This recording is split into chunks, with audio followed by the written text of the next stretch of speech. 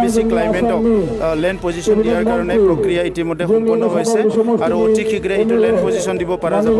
মই বাংগ্ৰিকুছি অঞ্চলৰ ৰাইজক ধন্যবাদ জনাইছোঁ যে তেখেতসকলে এলিফেণ্ট কৰিডৰৰ কাৰণে আমাৰ ডিপাৰ্টমেণ্টে ৰিকুৱেষ্ট কৰাৰ কাৰণে 1 কিলোমিটাৰ এৰিয়া তেখেতসকলে সম্পূৰ্ণভাৱে এৰি দিছে, য'ত এতিয়া আমাৰ এলিফেণ্ট কৰিডৰটো ছেভ হৈ যাব।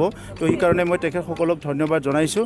এতিয়া দাৰাগাঁও অঞ্চলতো আমাৰ বহুতখিনি তেনেকুৱা ফেমিলি আছে, তো তাতো মানে এলিফেণ্ট কৰিডৰটো যদি ঠিক কৰি ৰাখিব লাগে 500 মিটাৰ ৰাইজে এৰি দিব লাগিব, আৰু এইটোৰ কাৰণে মই ৰাইজক অনুৰোধ কৰিছোঁ আৰু ৰাইজে এৰি দিব।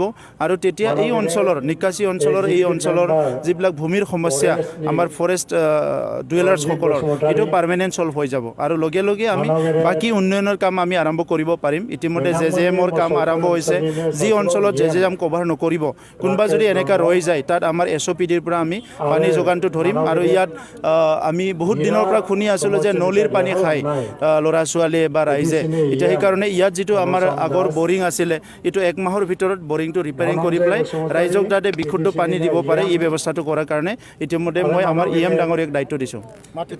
ইয়াত একো অসুবিধা নাই, আৰু খালি সেই এলিফেণ্ট কৰিডৰৰ কাৰণে প্ৰব্লেমটো আছিলে। যিহেতু এলিফেণ্ট কৰিডৰটো ক্লিয়াৰ হৈ গ'ল, তো এতিয়া আমাৰ মাটি পাট্টা দিয়াত কোনো অসুবিধা নাই। এতিয়ালৈকে আমাৰ তাত যিটো ক্লিয়াৰ হৈ আছে more than 900 ফেমিলিজ। চ' বাকীখিনি আৰু যদি আছে চবে পাই যাব।